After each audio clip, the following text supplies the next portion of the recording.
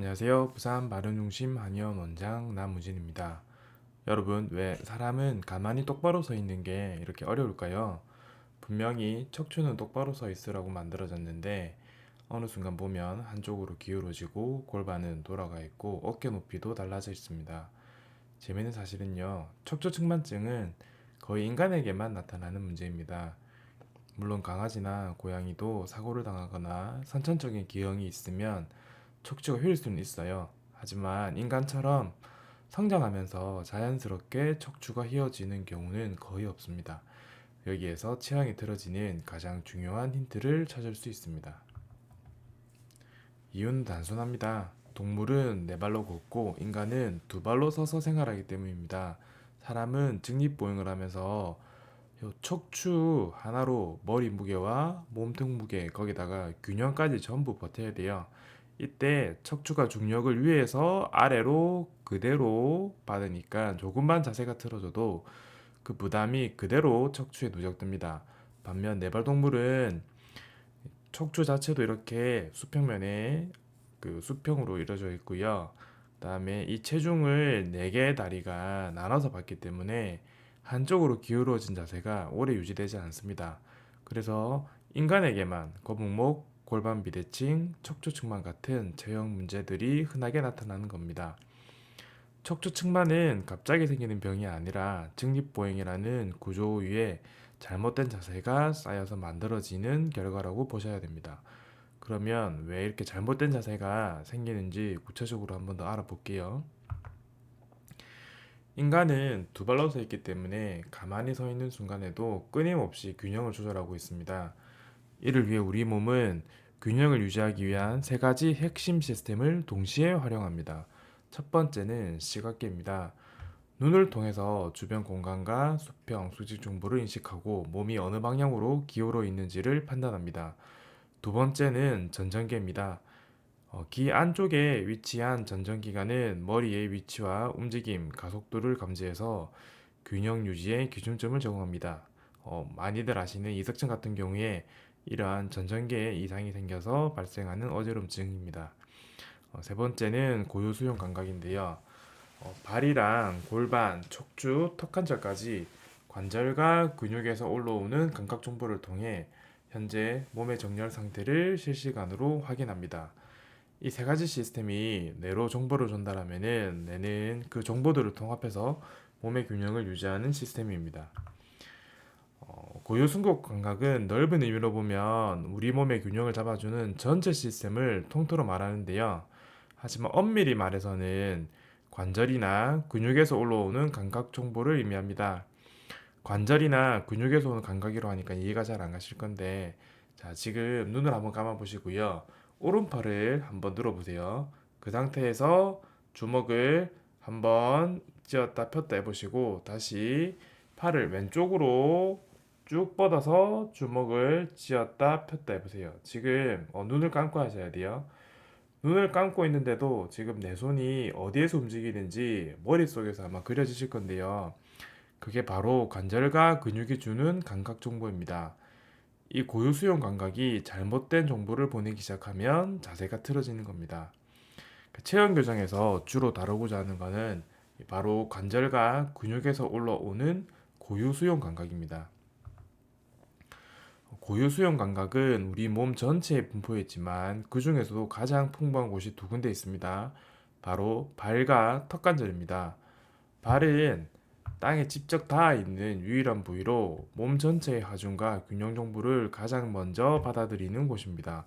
그래서 발에서 문제가 시작되면 그 영향이 발에서 무릎, 골반, 척추, 목까지 이렇게 위쪽으로 쭉 전달됩니다. 이런 거를 상향성 패턴이라고 합니다. 반대로 턱관절은 머리와 몸통의 균형 그리고 시선과 밀접하게 연결되어 있습니다. 턱관절의 정렬이 무너지면은 머리의 위치가 바뀌고 그 보상으로 목, 흉추, 골반 이런 식으로 문제가 아래쪽으로 내려옵니다.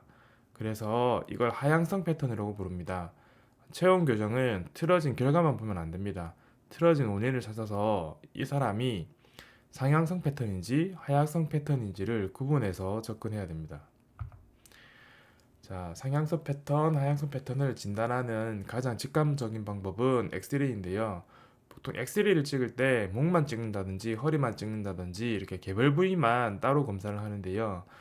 목부터 이렇게 골반까지 인체 전신을 찍는 전신 엑스레이를 찍으면 체형 상태를 한눈에 알 수 있습니다. 뭐 다른 말로 홀 스파인 엑스레이라고도 하고요. 또는 풀 스파인 엑스레이라고도 합니다. 자, 먼저 상향선 패턴의 예시를 먼저 보여드릴게요. 자, 여기가 대퇴골두예요. 우리 대퇴골이 고관절과 만나는 곳인데요. 이 관절이 고관절이고요. 자, 여기가 왼쪽 다리고 여기가 오른쪽 다리인데요. 지금 보시면은 왼쪽 다리 높이가 오른쪽 다리에 비해서 짧아져 있는 게 보이시죠? 그리고 이 짧아져 있는 만큼 지금 골반의 높이도 좀 달라져 있고요. 왼쪽이 낮은 게 보이시죠? 그래서 왼쪽이 낮으니까 척추가 이렇게 왼쪽으로 기울어져서 측만이 생기는 게 보이실 겁니다. 자, 그러면은 이렇게 다리 길이 차이가 어디서 발생하는지 또 정확하게 볼 수가 있는데요. 이때 활용하는 검사가 자, 스카노그램이라는 엑스레이입니다.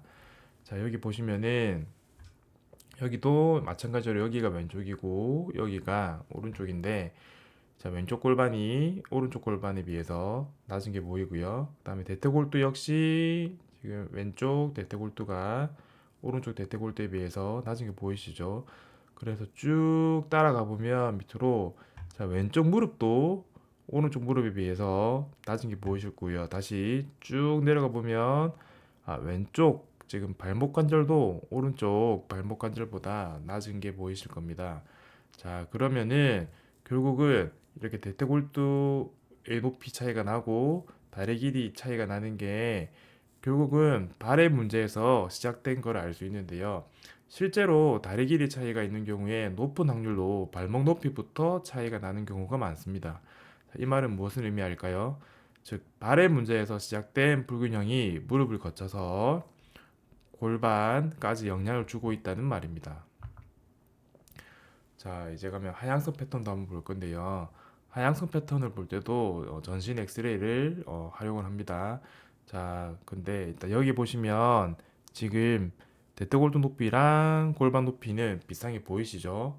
자, 그런데 보면은 여기 지금 보면 왼쪽 어깨가 오른쪽 어깨에 비해서 낮거든요. 그래서 화살표가 이렇게 약간 아래로 내려가는 게 보이실 건데 자, 이게 왜 이렇게 됐을까요? 분명히 지금 밑에 그 골반의 높이는 같고 밑에 척추도 바르게 돼 있는데 왜 어깨 높이가 차이가 날까요? 가만히 보시면 여기 흉추에서부터 경추까지 올라가는 이 척추 라인이 틀어져 있는 게 보이실 건데요.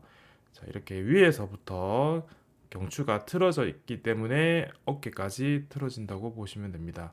자, 이렇게 경추가 틀어져 있는 분들의 턱관절을 보면 턱관절 공간이 좁아져 있고 후두골과 상부 경추가 틀어져 있는 경우가 많습니다. 자, 이번에는 조금 더 진행이 된 경우를 볼 건데요.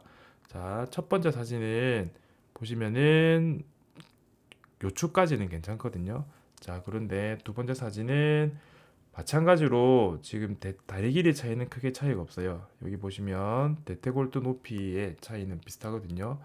그런데 마찬가지로 어깨 높이가 차이가 나고 그다음에 경추랑 흉추가 틀어지는 게 보이시죠? 근데 단순히 지금 첫 번째 사진처럼 목이랑 그 흉추 위에만 틀어진 게 아니라 이분 같은 경우에는 어깨 사이도 날 뿐더러 경추가 틀어져 있고 이게 다시 흉추까지 내려와서 요추까지 이렇게 역으로 틀어지는 게 보이시죠? 그리고 그 결과로 골반의 높이까지 차이가 납니다. 분명 지금 다리 길이는 비슷한데 골반의 높이가 차이가 나거든요. 이런 경우는 하향성 패턴이 심해져서 요추 및 골반까지 틀어지고 있는 걸 보여주고 있는 예시라고 보면 되겠습니다. 물론 여기에서 더 심해진 경우도 있는데 이렇게 되면은 사실 좀 구분이 어려워서 이건 또 다음 기회에 한번 설명을 드릴게요. 자, 오늘 내용을 한번 정리해 보겠습니다. 인간은 두 발로 직립을 하기 때문에 네 발 동물에 비해서 척추가 중력의 영향을 많이 받을 수밖에 없습니다. 그래서 작은 틀어짐이 있어도 그 영향이 위에서 아래로 전달되면서 척추가 쉽게 휘어질 수 있습니다. 자, 그 틀어짐의 원인을 크게 보면 두 가지입니다. 발에서 시작해서 골반, 척추로 올라가는 상향성 패턴과 턱관절에서부터 시작해서 척추, 골반으로 내려오는 하향성 패턴입니다. 자, 오늘은 이해를 돕기 위해서 정형적인 케이스만 설명드렸지만 실제 임상에서는 측만이 오래 진행되면서 상향성과 하향성 패턴이 함께 섞여서 나타나는 경우가 많습니다. 그래서 중요한 점은 이겁니다. 척추 측만증을 치료할 때 이미 휘어진 결과인 척추만 치료해서는 효과가 오래 가지 않습니다. 그리고 치료가 또 제대로 되지도 않습니다. 왜냐하면 틀어짐을 만든 원인이 그대로 남아있기 때문입니다. 자, 발에서 시작된 문제인지 턱관절에서 시작된 문제인지 그 출발점을 정확히 찾아서 근본 원인을 치료하는 것이 핵심입니다. 조금 어려운 내용일 수도 있지만 끝까지 시청해 주셔서 감사드리고요. 저희 한의원 홈페이지에 케이스별로 실제 치료 사례들이 많이 있으니까요. 관심 있는 분들은 한번 방문해 주셨으면 좋겠습니다. 이만 마치겠습니다. 감사합니다.